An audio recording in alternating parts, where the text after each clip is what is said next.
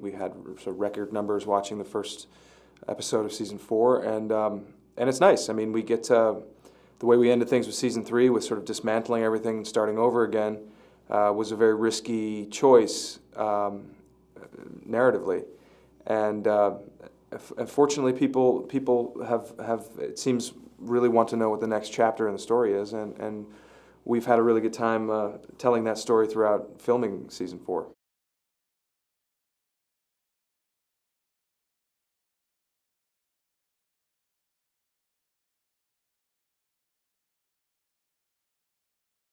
What we're trying to do is establish how turbulent really everything was, not only in the lives of these characters, but it's also reflected in the kind of mood of the country at the time.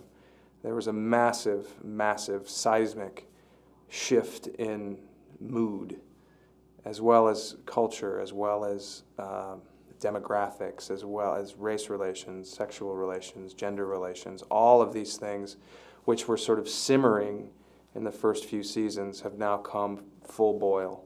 And all of our people are dealing with things that have been simmering for 3 seasons that have now come to a full boil. So I think in the larger, the macro sense of the series, I hope people realize that this was the season where kind of everything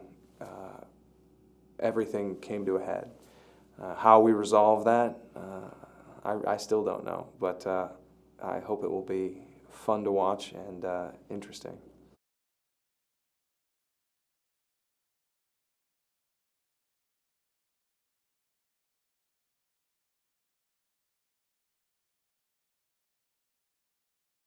Don was very much going through a lot of changes in his personal life, and his family life sort of imploded on him, and that was very much being mirrored in his professional life.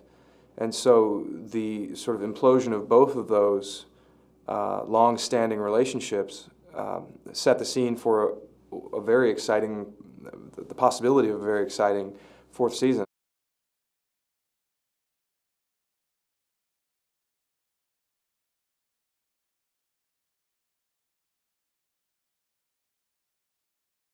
If Don was a character that everything always ended up working out perfectly for, I think the show would be significantly less interesting.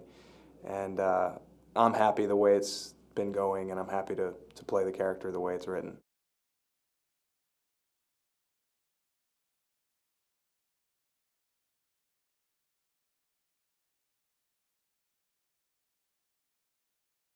I think that Don is pretty profoundly depressed when we pick things up at the beginning of this season, season 4, and I think the foundation of that depression is his dissatisfaction with his personal life and his family life.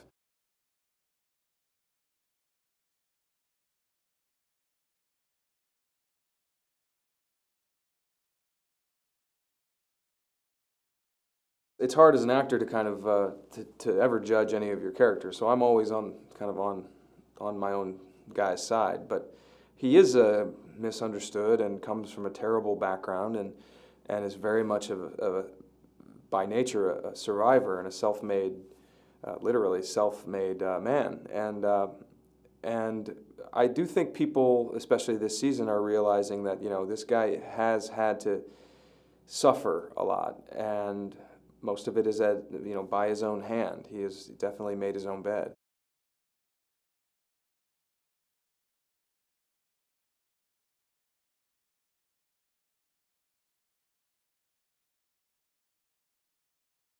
There was a sense at the end of season 3 of Don finally being rid of this marriage and finally being rid of that relationship and finally sort of almost cathartically starting over.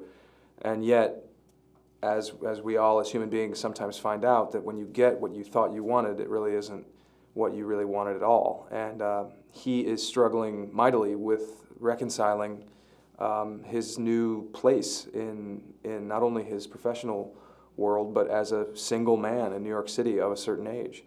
And that's very difficult for him, much more difficult than I think he thought.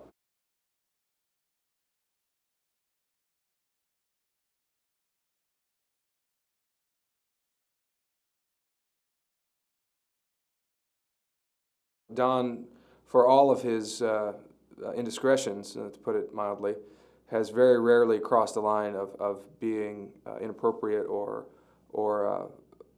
indiscreet at work, and or with people from work, and that's certainly changed this season.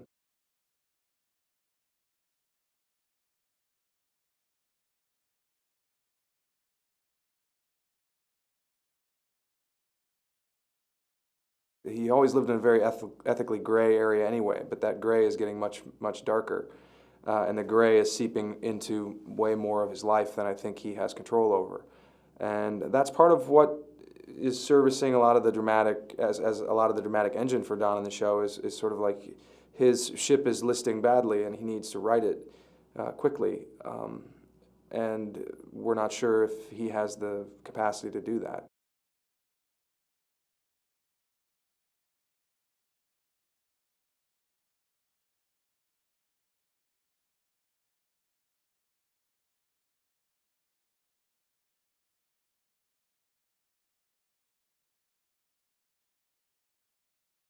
Part of Don's pitch, I think, to Roger and Cooper and some of the other people that he brought with him was we have an opportunity to start something of our own and to take it in a direction that we want to go, not in a direction that the corporate parent or whoever is making the decisions 4 or 5 pay grades over our head wants to do. And that's part of what fuels Don's creativity is the idea of having creative freedom and the ability to make decisions at that level. And so it is exciting. And there's a wealth of opportunity out there, and Don's relationship in the business is such that people are willing to, they want to work with him. They want to see what his creativity can bring to bear.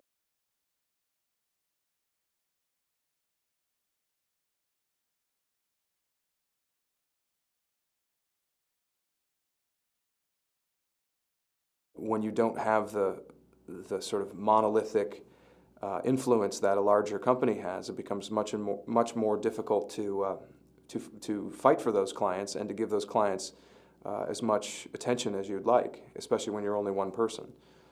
He said he has a line in the first episode, I think, of season 4 when he says, these bigger companies can throw 3 floors of creative at this problem for weeks, and we don't have that kind of manpower. So it needs to be much more precise and much more effective in the time that they do have.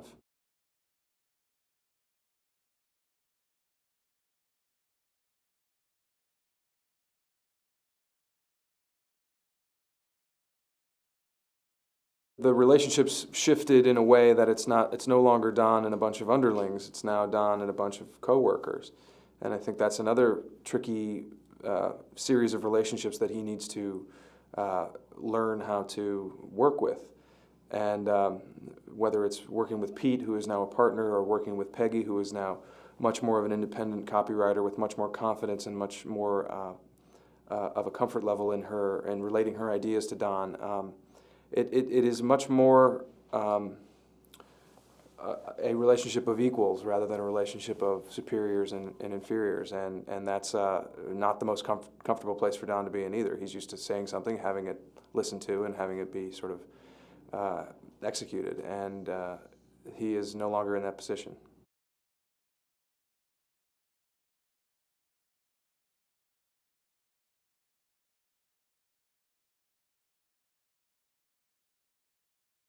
Don's relationship with alcohol shifts pretty significantly in the 4th season, and as I said, he is in many ways very depressed, and alcohol and depression go very well together in many ways, and they go very badly together in many ways as well. And I think we see both sides of that as the season progresses.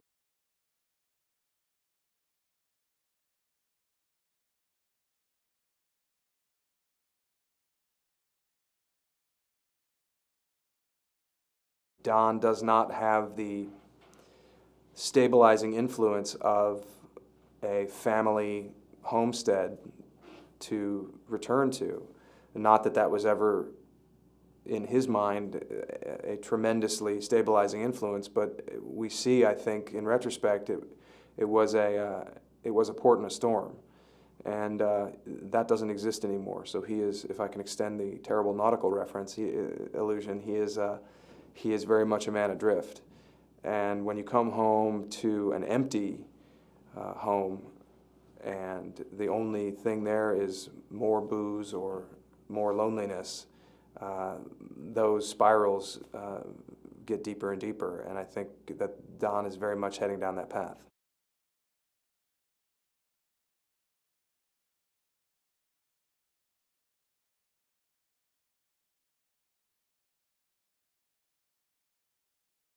I think Don very much wants somebody in his life to share his life with, and I don't know who that is.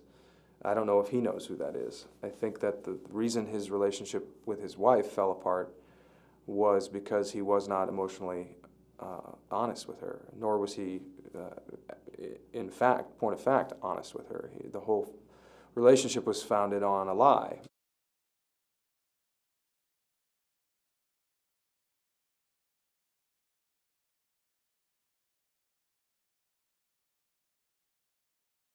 It's going to be tricky for Don. He's got a lot of questions to answer about himself and a lot of work to do and a lot of honest accounting to do of what his mistakes have been and what he's going to do to repair those relationships. And I think at a certain fundamental level, he very much loves his children. He may, at some level, love his ex-wife, but he knows that those relationships are pretty broken and need to be tended to before anything else can happen. And I think until he does that, he's destined to be lonely.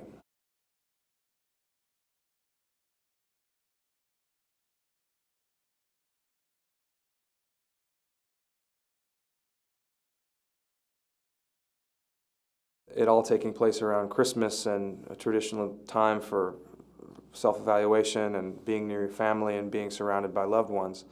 And where does Don end up but at work? And Lane, who's going through his own version of sort of disconnect with his loved ones, is there as well. All that either of these two men have is each other and work. And that leads very much into a sort of ages-old ritual that men do when they're sad and together, which is going out and getting in trouble and getting drunk and ending up with women they probably shouldn't end up with. So it was very fun to shoot, and I think it's a very fun, funny kind of look into another side of both of those characters.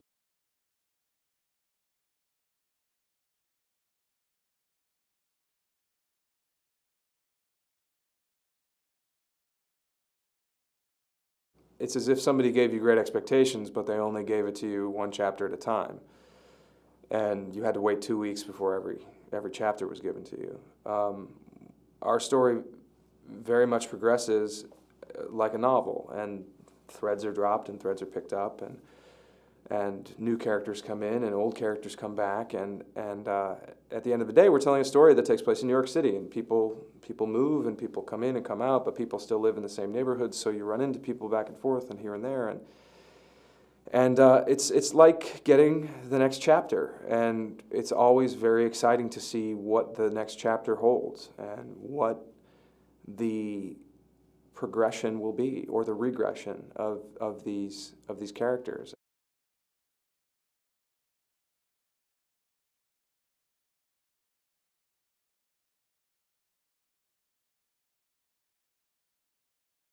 They're generally very complimentary. It's nice to know that there are fans out there that really respond to the show, and people that for some reason really like Don Draper or really feel for Don Draper or want him to succeed. I can understand the sort of wanting him to be a better person, but I always feel like I'm disappointing anybody that comes up and says, when are you gonna change? And I'm like, I don't think anytime soon, sorry.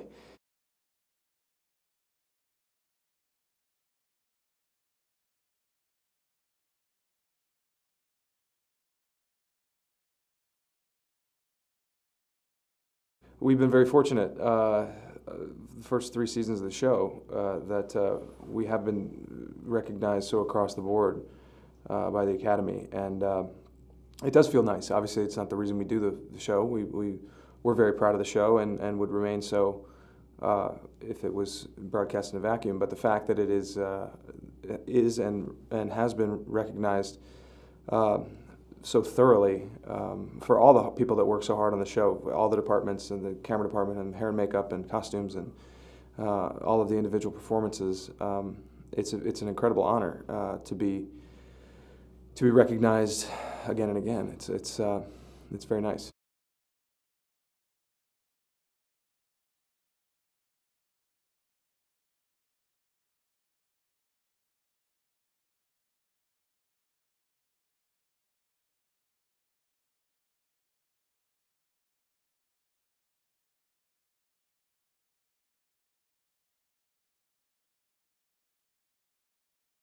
Just when you think that things can't get darker or more intense or more depressing or more exciting or sexier, they do. And I'm shocked by it, and I think that the audience will be shocked and love it as well.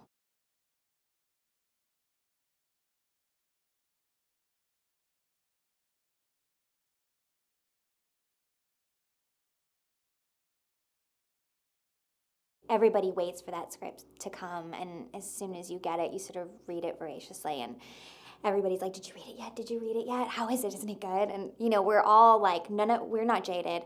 We are not used to this. Every single script that comes out, you're like, it's like being a viewer. Like, you're just kind of dying to know what happens. Like, I haven't read the last one yet, and I just want to know how it ends.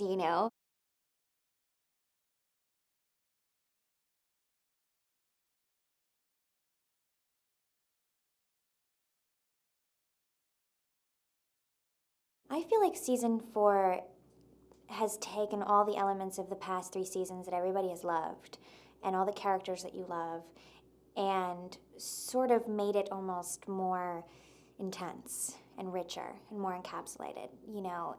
We kind of have gotten rid of any of the fluff, and we're over the fact, we all know it's in the 60s. We get it. We all know that the costumes are amazing. And I think that we're getting deeper into these people's lives and deeper into who they really are.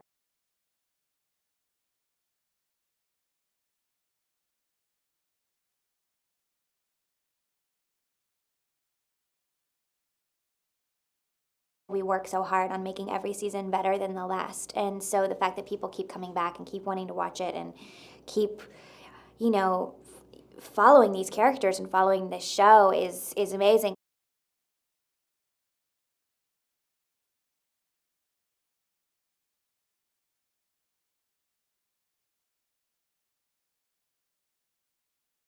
We try to maintain a really high standard.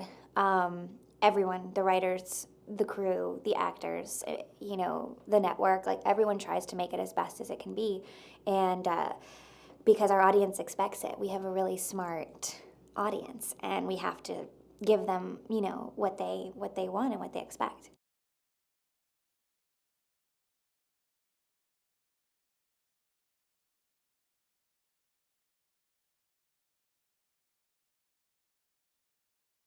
At the end of season 3, Matt and the writers took what could be called a big risk, and we sort of set the reset button a little bit and had there was a bit of a coup, and we had everyone force the company to fire them and go off and start their own company. And a smaller company, a more interesting company maybe. I think Sterling Cooper was sort of becoming a bit of a dinosaur, and Sterling Cooper Draper Price is more of the moment and is more of the time. But then again, they're struggling, and they are.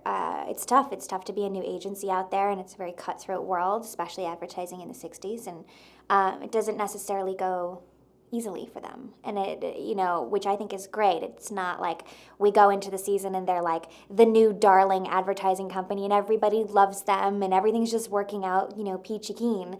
It's a struggle, and they have to make it, and it's really hard, and I think it was a dangerous move at the end of season 3, but it really paid off.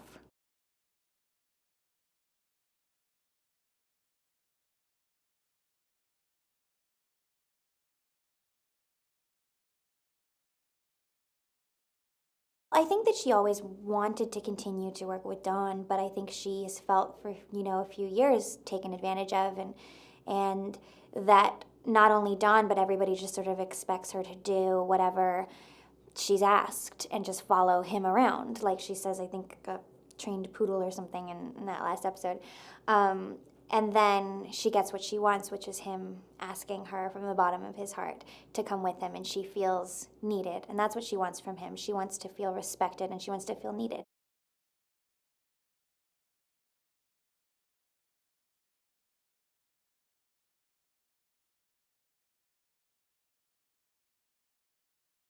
It's a smaller agency. There's the hierarchy is different than Sterling Cooper. People are working very closely together. It's not that big sort of spread out, big company anymore. It's a small company. And because of that, the hierarchy has changed. And so everyone is sort of working closer together. So she's working even closer with Dawn. She has a little bit more power, a little bit more say, because it's just a smaller place. She's a bigger fish in a smaller pond.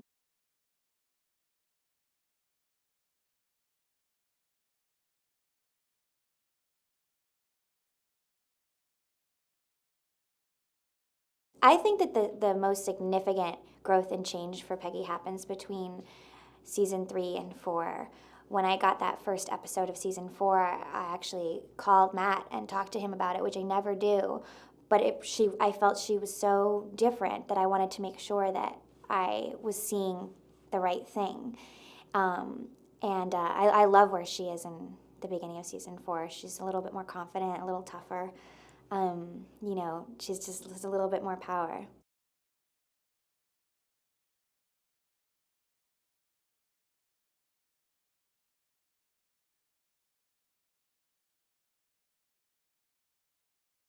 I'm glad that she has a boyfriend, and I'm glad that she has a love interest at the same time. I obviously do know where it goes, but I can't go so far as to saying that. But, I think that he's a bit of a safe choice for her. And I would like to see her really fall for someone and really sort of feel passion for someone. And I'm not quite so sure that Mark is that for her. But, she's a 25-year-old girl. It's nice that she's dating.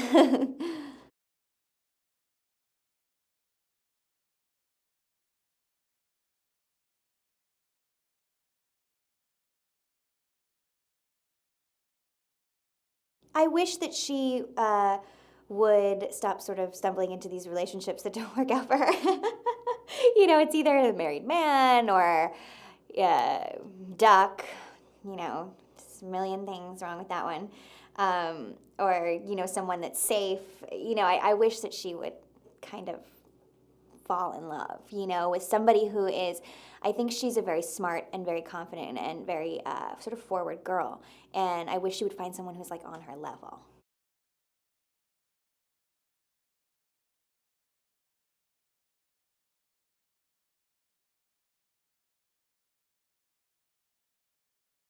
Even though she has secrets and she lies and she sort of stumbles into, these situations that she shouldn't really be in, she's trying her best, and it comes from a good place, and she has a good heart, and she doesn't want to hurt anyone. There was a lot of that, and I can't remember if it was season 2 or 3, where she was sort of hurt someone for the first time when she got Freddie Rumsen fired, and she was sort of shocked that she had, done something that bad. So I think that one of the things I admire about her the most is she really tries to be a good person. And I think that that's true of a lot of us. We're not bad people. We're trying to be good people. We just sometimes make mistakes.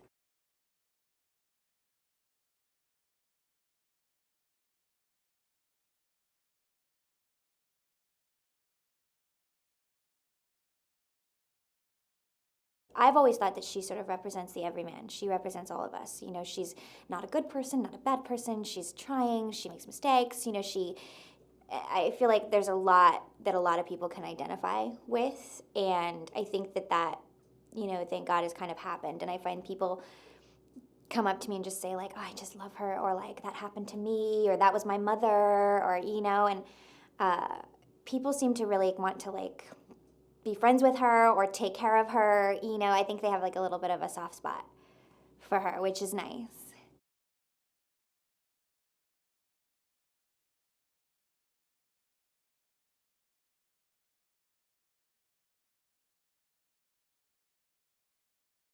all of us feel a sense of wanting to be in it. We're not like, oh God, thank God we have a day off. We want to be here every day. We want to have as many scenes as possible. Nobody's looking for time off. We're very invested and passionate about this job, and it's exciting. And I feel so lucky. I feel like if I wasn't on this show, I would be watching it and be jealous of people who were on it. So I can't, I feel very, very lucky to be a part of it.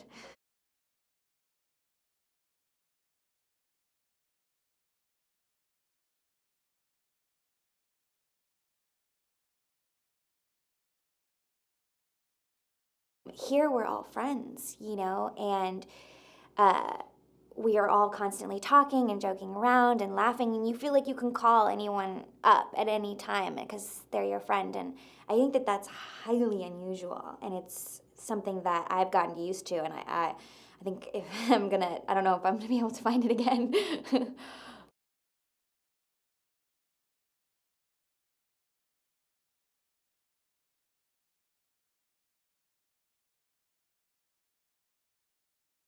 The recognition that has come for the show has been really incredible and wonderful for all of us. Even though it's our fourth season, we never get used to it. And I think that we feel as a group that every season the pressure is higher and we have to work harder and we have to make it better. It doesn't get easier. No matter how many awards we win and how many people like the show, it actually makes it harder because you have to please more people.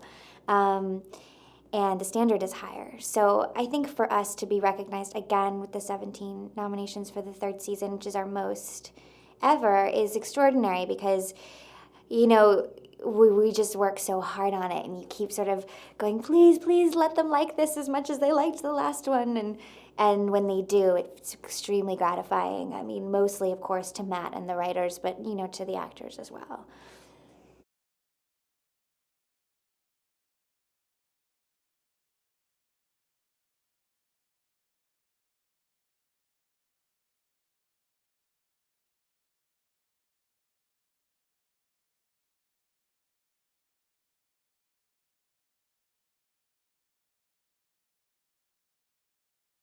It's so great to see not only the American fans kind of growing, but all around the world, and to see and to know that it's being, played all over the world is really incredible and surprising to me too, because I wasn't sure that kind of not only time period but genre and just the kind of pace of the show would translate to other countries and that they would enjoy it. But I think it's really great.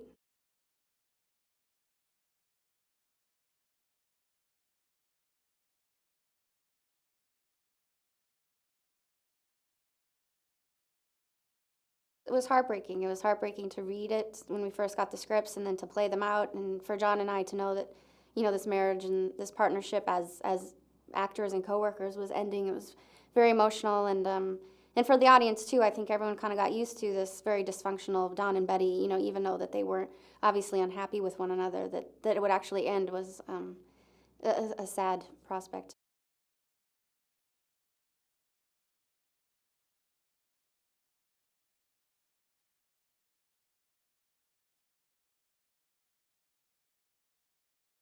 Going into the fourth season and kind of opening up on them basically living in the same house with the children and a new baby, just a different man. It was a very odd thing to walk into. It was a very strange feeling, and I think it's supposed to be kind of, there's just this replacement man who's what she wanted Don to be all along, but she's just kind of filled that space for him. So it's just kind of, it's very strange.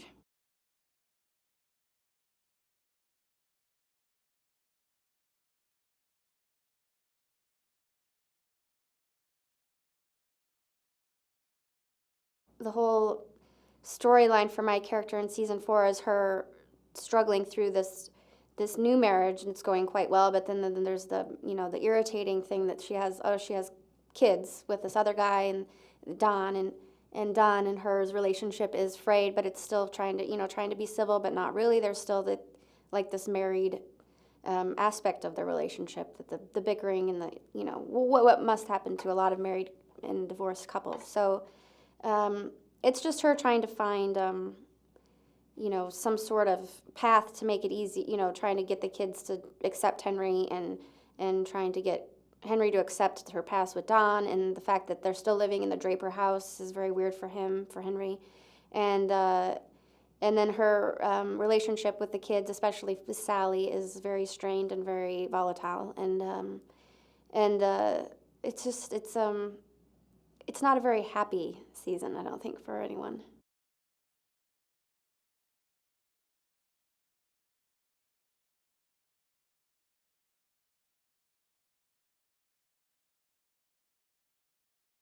From season 1 to season 4, she's changed a lot. I think that she speaks her mind a lot more. She has an idea of what she wants. She's she has more kids than she had. She's married to another man. She's lost all her parents. She's basically been orphaned. She's had to accept all these different scenarios in her life and try to make them okay for her.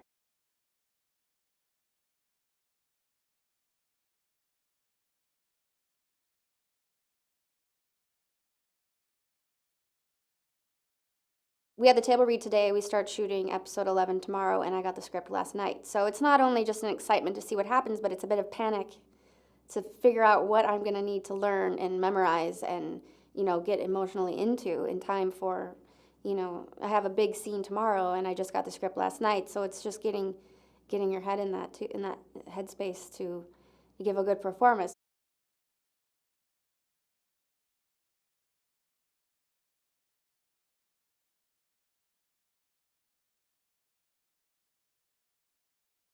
The content of the scripts they're so brilliantly written in such a short period of time, and the research that's involved, and yeah, where they come up with half of this stuff, and how they put it together.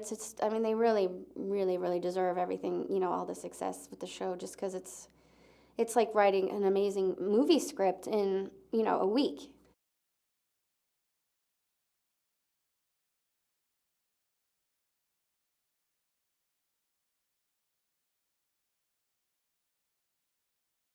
As much as I maybe don't relate to her as a person, or don't sometimes understand the things that she does and the moves that she makes, I'm very defensive of her when someone else talks about her.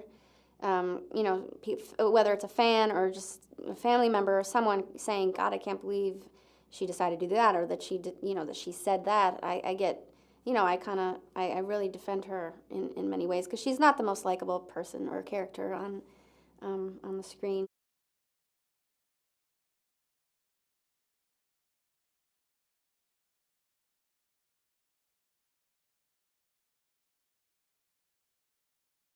She doesn't really have a lot of control over what she says sometimes, and I find myself, personally, I have that characteristic as well. The lacking of a filter sometimes, and I like that.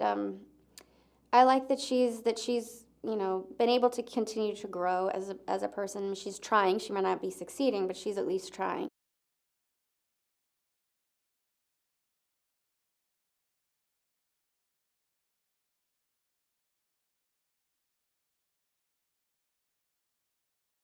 I guess we're very, very lucky, because we all do adore one another and respect one another, and we spend a lot of time with each other. So it's great that that's the case, and we have a lot of fun, and I think that it's so important to the show and the quality of the show, and that we have that for one another.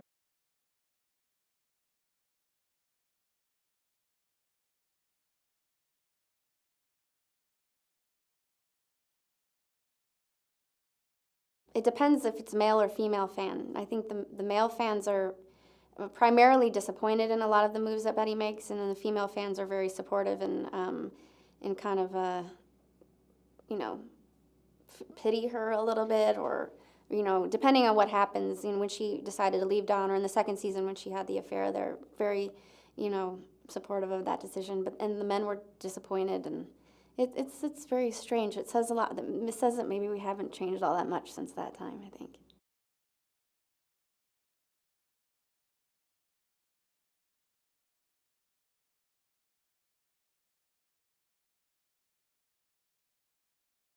We all pinch ourselves every day. I mean, we not only get to come to work and do something that is fun and challenging and amazing, but to be recognized by the critics and our peers it's been really phenomenal, really exciting, and just for the Emmys this year, it was really great to see so many of us individually on the show, and everyone involved in making the show recognized was really great.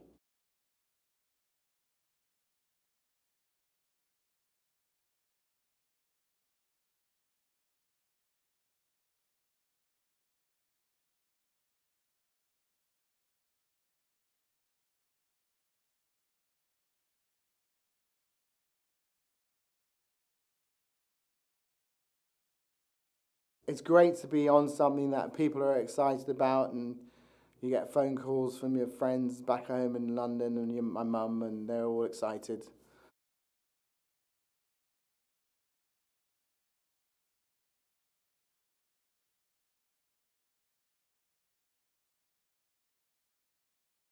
I was doing this radio play the other day with Jack Davenport, and he said, you do realise this will never happen to you again.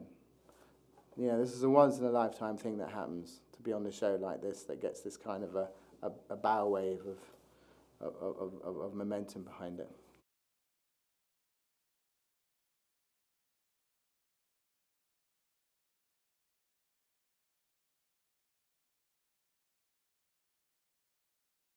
You don't know how you're going to be used, and you're hopeful and excited about being used, and you're in someone's hands who writes amazing material for actors.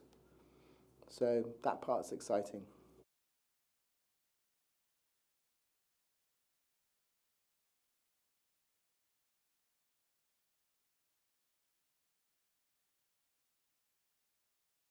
There's that moment when she answers the phone and says Sterling Cooper Draper Price. You're like, wow.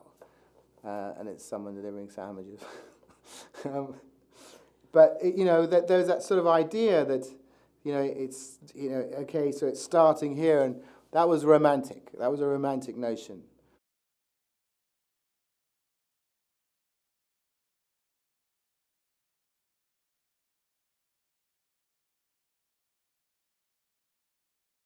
Actually, the very first line of episode 1 of season 4 is, "Who is Don Draper?"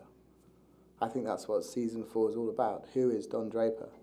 And the corollary offshoots of that are you're finding out who each of these characters are a little bit deeper as well. It's really digging into the identity of these characters. But, you know, mostly, chiefly, and correctly, it's Don Draper. Who is he?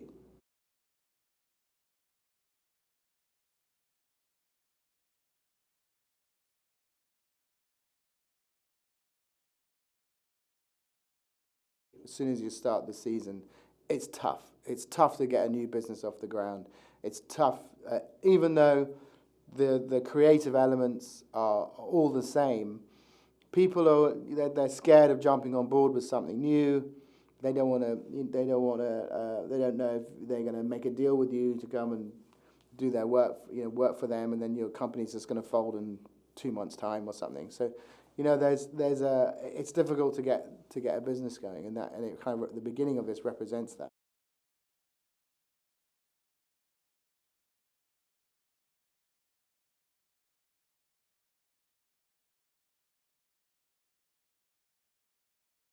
My characters received nothing but grief in the blogosphere for being a killjoy, you know, endlessly reminding that, you know, the Lucky Strike account represents too large a portion of our business. You know, boo.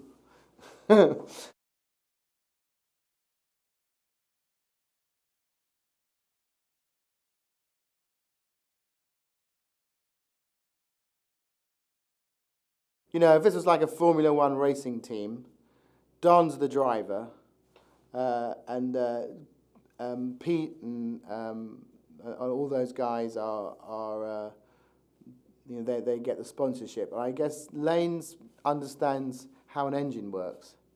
It's not particularly glamorous, but he's the one who knows, with things going the way they are, how long they can survive for, you know. uh, it's a kind of tedious, practical part of the job, which apparently is difficult to find someone who knows how to do that.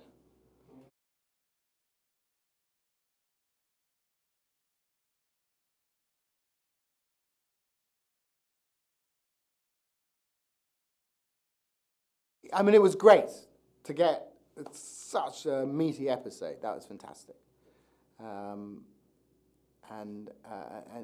that Matt sort of took the handcuffs off Lane and allowed you to see into his personal life, which affords the audience an opportunity to empathise with the character rather than to see him as a function, and a fairly dour function of doom and gloom.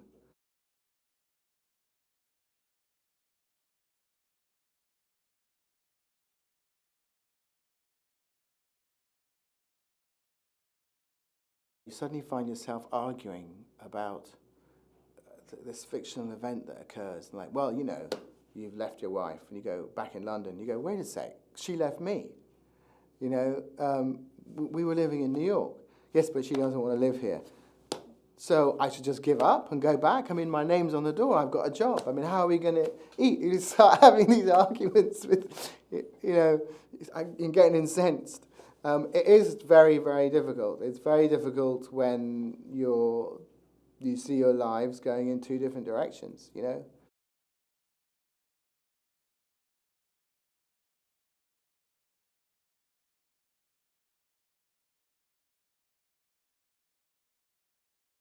I think he's very reliable and dependable. I mean, he's a good second. And I think probably he's probably pretty good at keeping his head in a crisis. Probably. We haven't seen that happen yet. But so I don't know how Matt would treat that, but I would imagine he would be.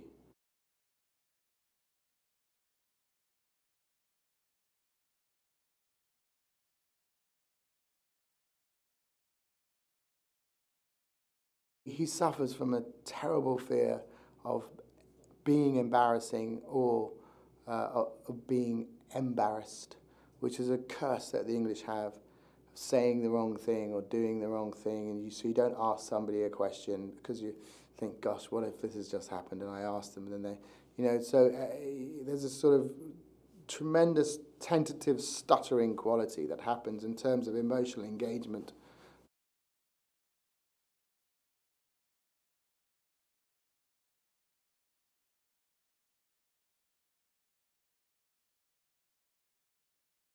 John Hamm and Slattery know just about every Monty Python skit. They'll recite chunks of Arthur and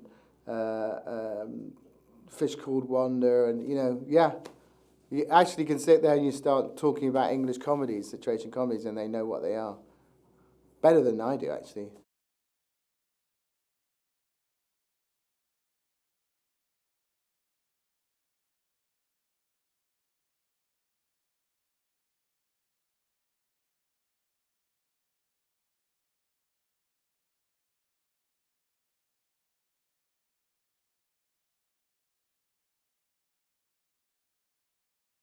I think this season, the fourth season, is actually the best, richest, most complicated season we've done yet, partially because of what's come before. Everything has been informed by 3 seasons prior, so it's the story becomes richer, the textures of each character and the storylines are deeper, and it's still going strong.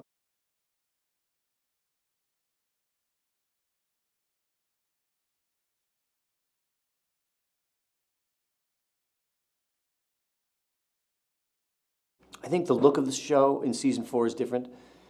The physical atmosphere they're in at work is different. There have been changes to each of the characters' lives. The stakes are different, as we said. They're out on a limb in a way they weren't. Their stories have progressed, informed by the stories that have come before it. So, it's all about conflict and obstacle. I mean, Matt knows that what makes drama is someone wanting something and not being able to get it. And none of these people are satisfied. as you kind of climb up the ladder professionally, you put yourself in a position to reach for something, and you don't necessarily get it. And these are still a very dissatisfied group of people.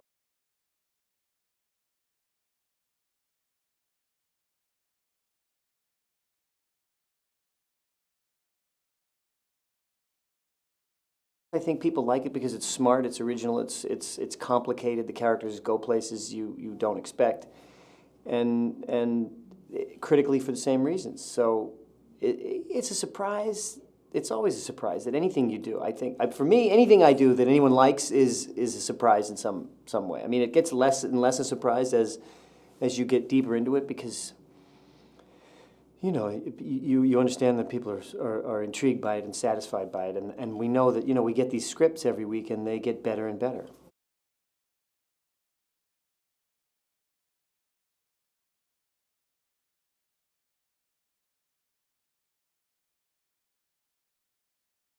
The firm has been disbanded. We've decided to go out on our own. Don's marriage has ended. A lot of the relationships are up in the air. I think Matthew Weiner decided that you could add a wrinkle to an already existing situation, a la the British taking over the firm and us having to work under the thumb of another firm. But really the most exciting thing to do would be to blow the whole thing up, both professionally and personally for the Draper character, and start all over again.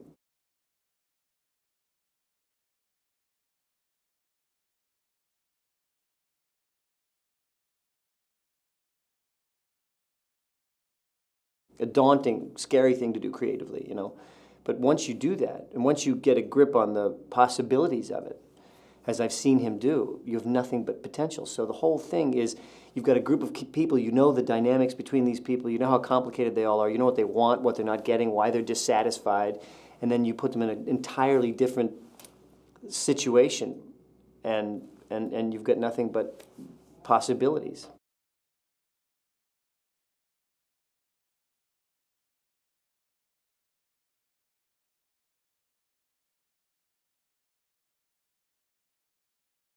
Roger says, I feel like I've started a business my whole life, but I inherited it. So he's really having to start all over again, put his own money on the line.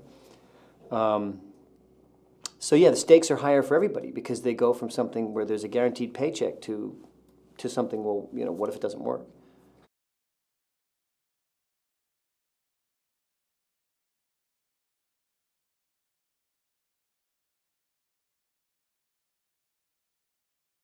Roger is by no means oblivious to the fact that the stakes have risen and it's a tenuous position, primarily because he has the account, American Tobacco, Lucky Strike, that is, I think, 71% of the billings of the company. It's a $25 million account. They have a couple of other accounts, but nothing remotely of that size. So I think Roger is confident in his position in this dynamic. You need me. I mean, he says that to Draper when he comes to him. You're coming after me because I got a golden pork chop hanging around my neck.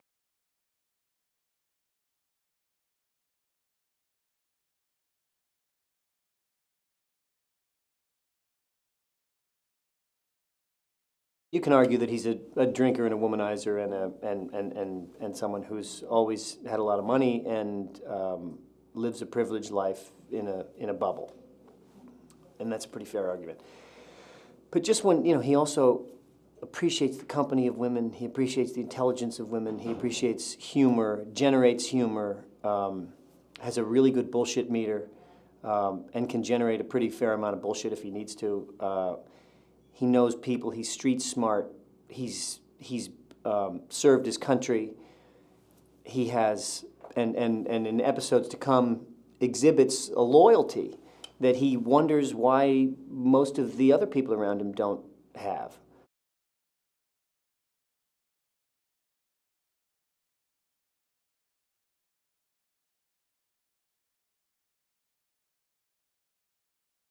Last year, I asked Matt Weiner if I could follow the director around of a couple of episodes, and he said yes. The director is a friend of mine, Phil Abraham, who's directed. He's a cinematographer and directed many of our episodes.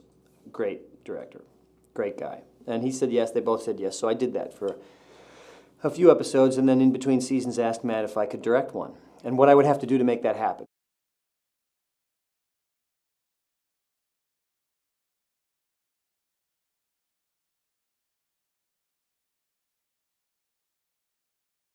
Be put in a position with your peers to say, all right, I've been given this responsibility. Here's what we're going to try to do.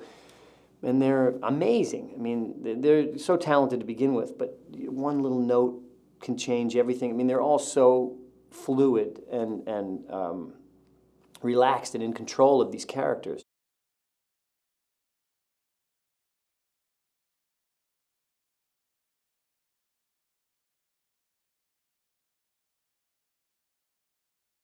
The designers, the producers, the post-production people, the editors, the crew members that across the line appreciate the quality of this thing, and they're all so proud of what they do and do it so well.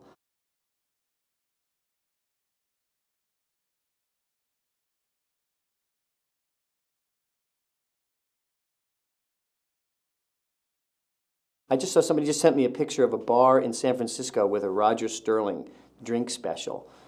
You know, I get sent a lot of drinks, and I mean, you know, people tell me how much they love the show. I mean, there were 7,000 people in Times Square in the premiere, watching it outside, dressed up as the characters, watching it on the jumbotron. I mean, it's taken on a life that no one expected, I think.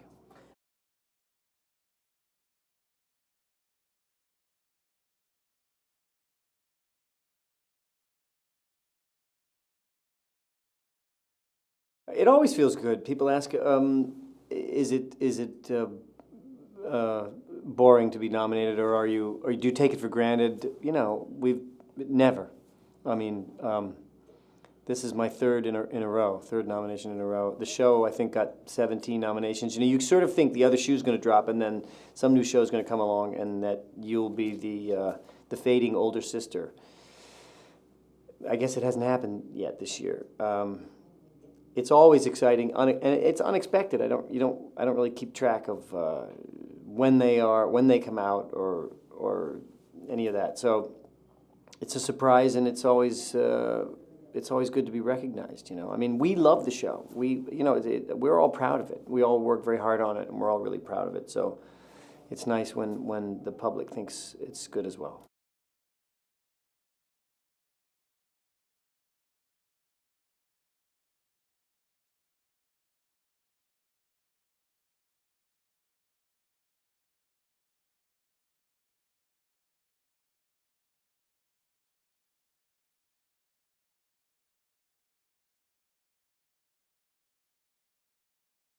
It's been amazing. It has exploded. And the funny thing is that audience measurement, this show has come along at a period where television is changing so rapidly. We have a show that's on, used to be it would be on in its time slot in a certain time once a week, and when it was done, you couldn't see it again. Then you could tape it. Then you could, now we're on 6 times a week, each episode. It's available on iTunes the next day. It's, some people are stealing it. It's just fascinating that there could be this kind of appetite for it.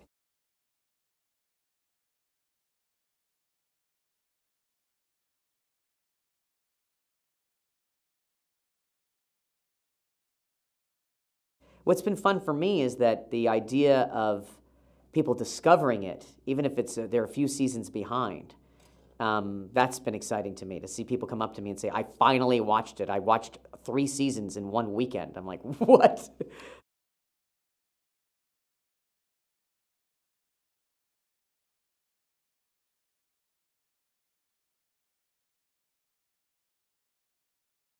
The viewers of the show have to get used to the idea that a story starts on page 1 and not page 30. And it always takes them a while as it's unraveling to realize that it's a new show every year, that there is a new story, and that it's about something else, and they don't know what to pay attention to, and they measured it on something else. I think that by episode 4 or 5, they will be along, I know what it's about, and they will look back at it as a unit, and they will have had this feeling that they went on a real journey, and that there are things about Don that really impress them, that he had some of his greatest moments, but they will also, as always, be slightly disappointed in where he ends up.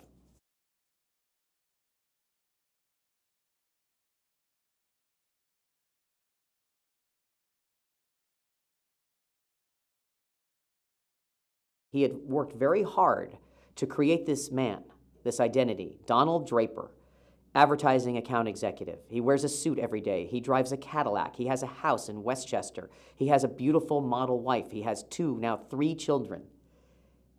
Most of that's gone. So who is he? Who is he hiding it from? What kind of person is he?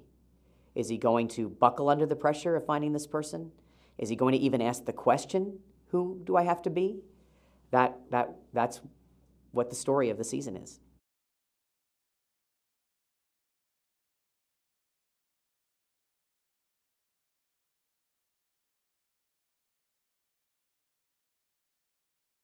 Don, as the head of this company in some way, or one of the partners in this company, the person who put it together, who is a creative force, maybe not a business force, and whose life outside of work is going to be very, very different.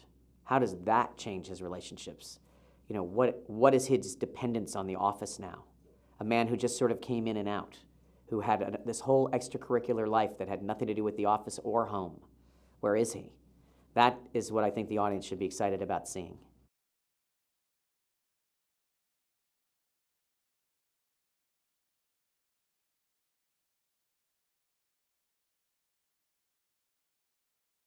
His marriage is falling apart, which people never do on a TV show. That scene saying goodbye to the children. That basically that's something. When we shot it, there are so many people on set who have lived through this, and it was very hard. His commitment to the future was very optimistic, and we're going to start the 4th season with all of those, with the consequences of those things, of making those decisions.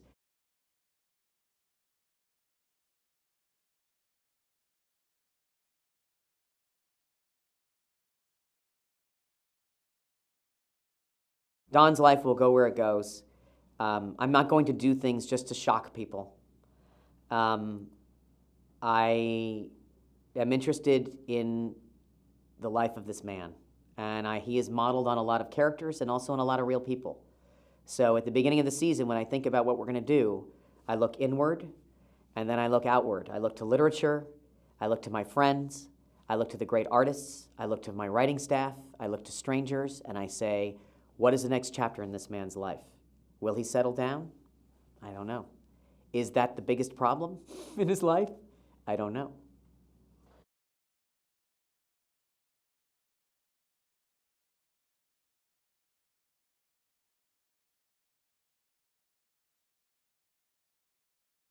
I love the idea, and it was scary, of giving the audience a new show.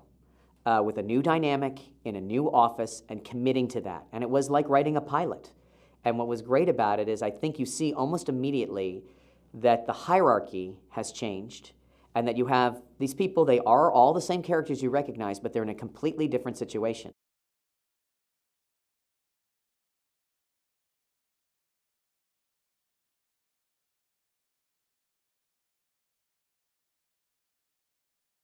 When we were shooting the finale for season 3, I was looking at the set and saying, I think that this set was a very, very big part of the success of the show. What am I doing? And then I felt that I had shot every nook and cranny in it. I had shot every corner of it, and I guess I could have painted it, or we did actually age it during the course of those 3 seasons. It was much more dilapidated by the ending, the carpeting, not just from wear and tear from the crew. We physically beat up the tables and put gum under things and did that.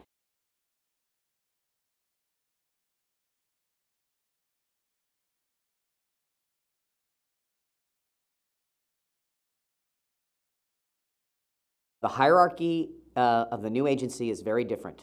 So if Peggy was dragged there by Don, as she was at the end of the 3rd season, what are her responsibilities? What does she feel her role is? She's still only been a copywriter for 2 years. She's not that important.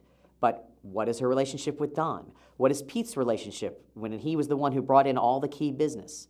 Roger still has the biggest client there and didn't want to go, doesn't feel like retiring, but Cooper doesn't have an office. We'll see what that means. But there's a and of course Lane, and this is the same people in a much smaller world, and you'll see as you watch it, you'll discover what it's about.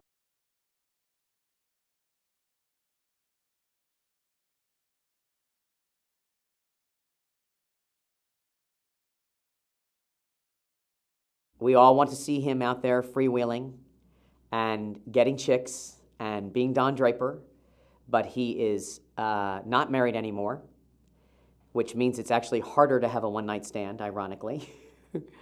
He is also older, which is a reality that we take stock of in this show. This is not a 25-year-old man who's on his own. This is a man who's almost 40. That's a very different breed. I don't care if you are as handsome as John Hamm. It's still a different situation when you meet a 25-year-old woman, for example.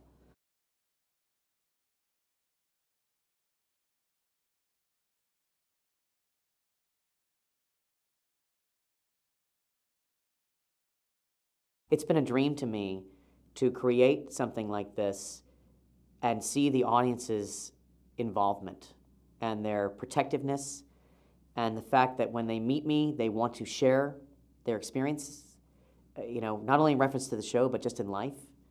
I can't get over it, I've built so much of my personality on being ignored and fighting for people's attention to actually get it. I don't even know what to do with it. It's like, it's a joy. It's something I never expected or counted on. It's of all the things I wanted for the show, having people out there who knew my work and felt so personally about it, I never anticipated that, and it's the greatest joy of the whole experience.